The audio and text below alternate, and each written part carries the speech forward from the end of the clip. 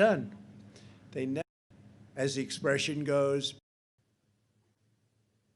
Ladies and gentlemen, the President of the United States, Donald J. Trump. Thank you, everybody. Great honor to be here. We worked long and hard. Please sit down. We've worked long and hard to get this done. They said it couldn't be done, and we got it done. One of the largest infrastructure projects in the history of our country. I'm honored to be here in the Rio Grande Valley with the courageous men and women of Customs and Border Patrol. These people are incredible. They're really incredible. I've gotten to know you very well over the last 4 years. Many of you are friends from all of the work we did in designing the wall. We got it exactly as you wanted it. Everything, including your protective plate on top. I say, why did we put that? And they said, we need it for extra protection, climb plate. And we have everything you want. It's steel, it's concrete inside the steel, and then it's rebar, a lot of heavy rebar inside the concrete. And it's as strong as you're going to get and strong as you can have, but we gave you 100% of what you wanted, so now you have no excuses. I didn't want you to have any excuses. And you set records, and we can't let the next administration even think about taking it down, if you can believe that. I don't think that will happen. I think when you see what it does and how it's so important for our country, nobody's going to be touching it, and you are very proud of it, and you're proud of the work you did because we really designed it together. We're joined together to celebrate a great achievement, the extraordinarily successful building of the wall on the southern border. Before we begin, I'd like to say that free speech is under assault like never before. The 25th Amendment is of zero risk to me, but will come back to haunt Joe Biden and the Biden administration. As the expression goes, be careful what you wish for. The impeachment hoax is a continuation of the greatest and most vicious witch hunt in the history of our country and is causing tremendous anger and division and pain, far greater than most people will ever understand, which is very dangerous for the USA, especially at this very tender time. And now I'd like to briefly address the events of last week. Millions of our citizens watched on Wednesday as a mob stormed the Capitol and trashed the halls of government. As I have consistently said throughout my administration, we believe in respecting America's history and traditions, not tearing them down. We believe in the rule of law, not in violence or rioting. Because of the pandemic, horrible, horrible, invisible enemy, and despite our tremendous success developing a vaccine years before it was thought even remotely possible, nobody thought it was going to be possible. They said it would take 5 years. Sir, it will take 7 years. All of our scientists were saying, our advisors, it will take 7 years, 5 years, 10 years maybe. Well, we did it just like I said we would, and we had it out years and years before they thought it was possible. And we're now delivering it to states, including your state, where your governor and government are doing a terrific job in getting it administered in Texas. And Florida's doing great. Some of them are doing great. Some aren't doing as well, but they have all they can handle, and we get it to them as fast as they need it, and even faster. But they're calling it a medical miracle, and this has been a difficult year and a very difficult election. The pandemic has made it a very, very difficult year for our country and virtually every country all over the world. Now is the time for our nation to heal, and it's time for peace and for calm, respect for law enforcement and the great people within law enforcement, so many are here, is the foundation of the MAGA agenda. And we're a nation of law, and we're a nation of order. That is why we're here today to talk about what we must do to uphold the rule of law in America and how we must continue to support our law enforcement heroes, which is exactly what you are. Do you feel like a hero? Yeah, I think you do, right? You do, and you are. I want to thank Customs and Border Patrol Commissioner Mark Morgan, who's been incredible. Where's Mark? Mark, stand up, Mark. Great job. Fantastic. Chief Patrol Agent Brian Hastings. Brian, thank you very much. Great job. He's so happy with it. He said, "Sir, this really works." And most importantly, the brave law enforcement officers who risk their lives every day to protect our families and our country. I also want to thank a tremendous gentleman, a friend of mine, Tom Holman. He's a great American patriot, and he was with us right from the beginning, right, Tom? You knew exactly. He said, "We need a wall." When they were saying, no, we need drones, we need drones. I said, "Why? So you could watch the people pour into our country illegally?" And I want to thank you very much, Tom. What a professional job you've done. All of you people, incredible. Everyone here today is part of an incredible success story. This is a real success story. When I took office, we inherited a broken, dysfunctional, and open border. Everybody was pouring in at will, working alongside the heroes in this great outdoor space, looking at our wall. We reformed our immigration system and achieved the most secure southern border in U.S. history. It is at a level that it's never been before. We took on the cartels, the coyotes, and the special interests, and we restored the rule of law. For years, politicians ran for office promising to secure the border only to get elected and to do the absolute exact opposite. They even promised a wall, if you remember. About 10 years ago, they promised a wall, but they couldn't get it built. It wasn't easy getting it built. Getting it financed was tough. Getting it built was even tougher. All the different chains of title and all the different things we had to go through. Very, very complex and very difficult, but we got it done. But they had it years ago. You remember that better than anybody, right? And they never got it done. They never, ever completed the task. And then ultimately, the money was sent back to the federal government. Spent, but no wall was built. But unlike those who came before me, I kept my promises. And today we celebrate an extraordinary milestone, the completion of the promised 450 miles of border wall. 450 miles. Nobody realizes how big that is. I remember when I first came down about a year and a half ago, we're under construction, and I started walking. And I'm looking at the wall, and I'm walking and walking. And I'm used to like a development project where you could walk a wall, 10 acres, 5 acres, 2 acres, 1 acre. Then I realized that's a long time. That's a big walk.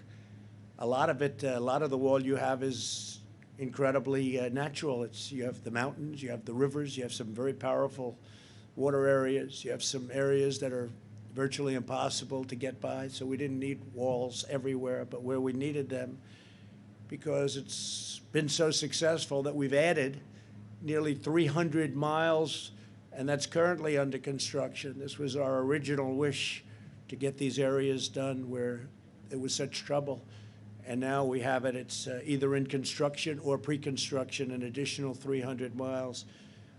In every region that we've built the wall, illegal crossings and drug smuggling have plummeted, absolutely plummeted.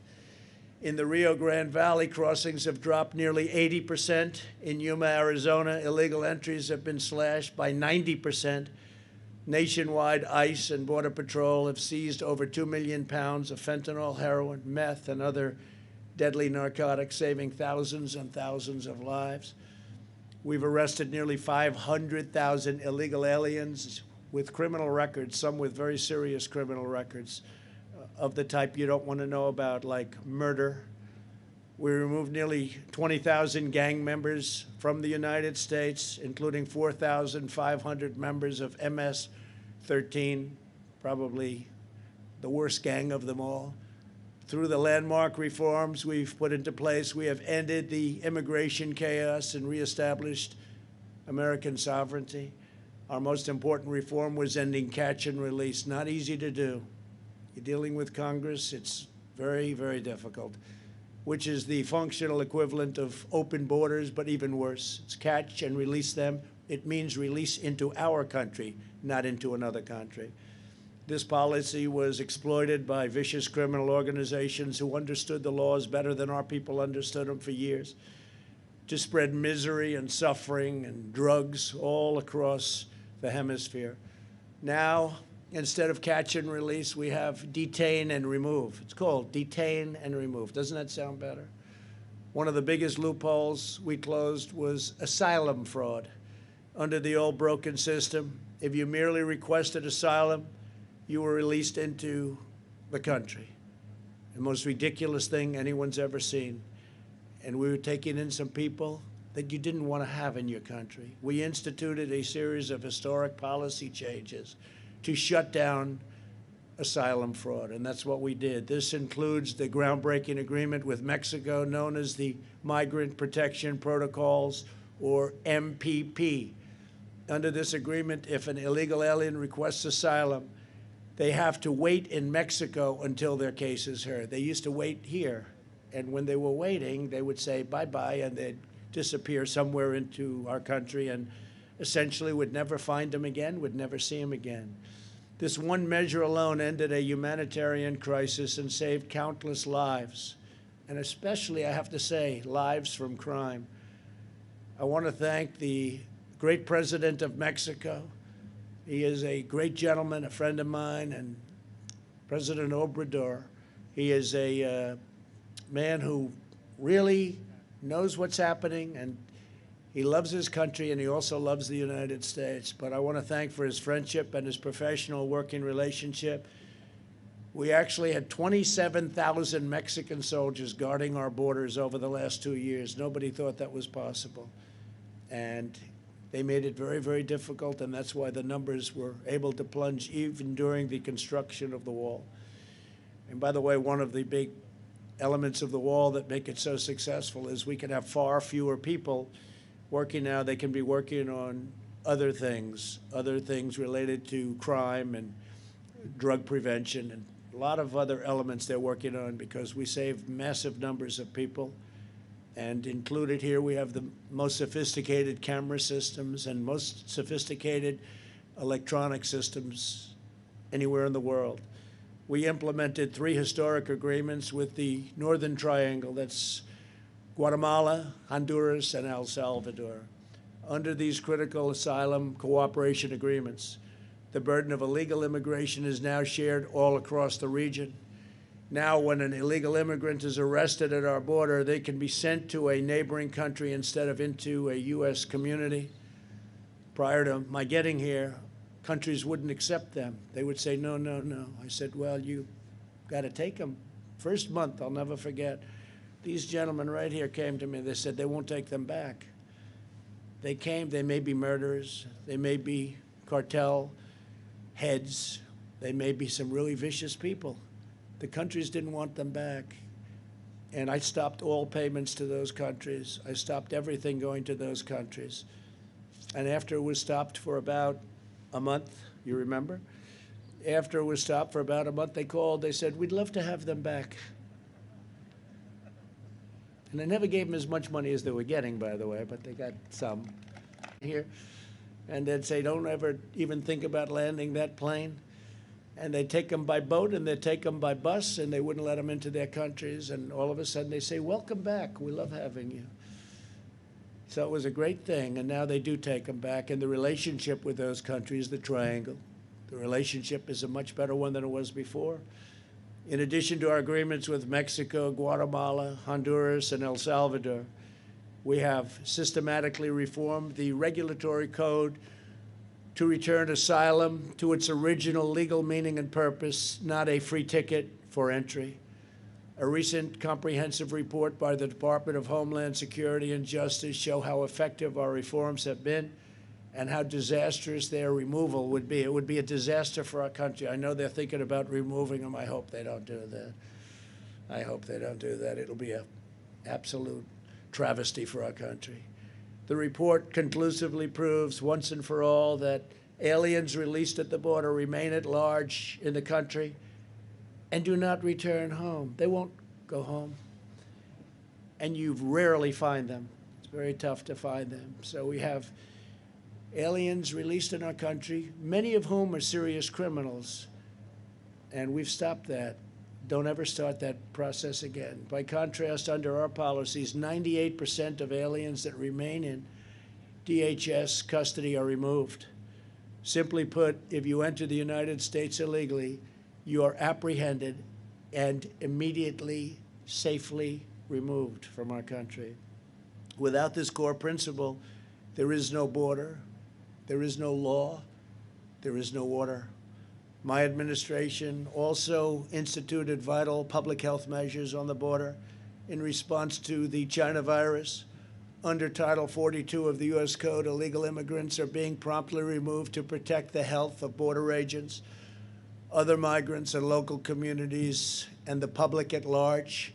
Removing these protections would invite a public health catastrophe of epic proportions. As you probably know, in Tijuana, various parts of Mexico, the COVID, it's got about 24 names. I can call it from COVID to China virus. I can call it the plague. I call it the China plague. A lot of different names. But we always call it the invisible enemy. But the invisible enemy has been very tough on Mexico. And we have areas along the border where we're in great shape because right there, because of that we're in great shape. But on the other side in Mexico, they're suffering greatly with the virus. It's been incredible what we've achieved. And we didn't do the wall because of COVID. We did the wall because of security and drugs and other things. But it turned out that in the middle of it all, along came this horrible plague. We inherited a dangerously lawless border. The people that work here are unbelievably brave. I've seen what they have to endure, what they have to go through. They're tough, they're strong, and they're great patriots, great Americans. We fixed it and we secured it. We empowered our wonderful ICE and Border Patrol to fulfill their oaths and sworn officers. They became sworn officers of the law, and they love their job. It's a tough job. It's a nasty job. They're not paid what they should be paid, to be honest, but we got you up. We got you up. But these are incredibly talented people. They could probably do a lot better in terms of economics than they do here, but they love what they do and they love their country. We also put into place vital measures to protect American workers, keep out terrorists, and stop the abuse of our welfare system, where they'd come up, go in our welfare system, and live for years on American welfare without ever having a job. We also have, and we had, but we have them all the time. We have terrorists from the Middle East coming into our country through the southern border. That was before what you see right here, because it was easier to come into our country through the southern border than it was through airports or any other means. So they'd land in South America and they'd work their way up and they'd come into our country. And these are not people from the countries that you would suspect. These are people from some very seriously dangerous places in the Middle East. And the numbers are far greater than anybody would understand, really far greater. Removing any of these measures would hamstring our workers, endanger our country, and cost taxpayers hundreds of billions of dollars a year. No matter our party, we should all agree on the need to protect our workers, our families, and our citizens of all backgrounds, no matter who they are. In particular, if our border security measures are reversed, it will trigger a tidal wave of illegal immigration, a wave like you've never seen before. And I can tell you that already waves are starting to come up from 2,000 and 1,000 and 500 miles away. We see what's coming. And they're coming because they think that it's gravy train at the end. It's going to be a gravy train.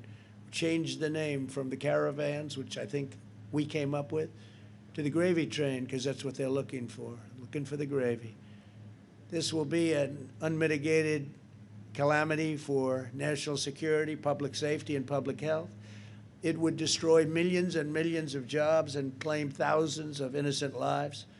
The policies I put into place are uniformly and strongly supported by the men and women of ICE and Border Patrol. We worked on them together, just like we did on the wall. We worked on the policies together, because nobody knows this whole world better than the incredible people right in front of me.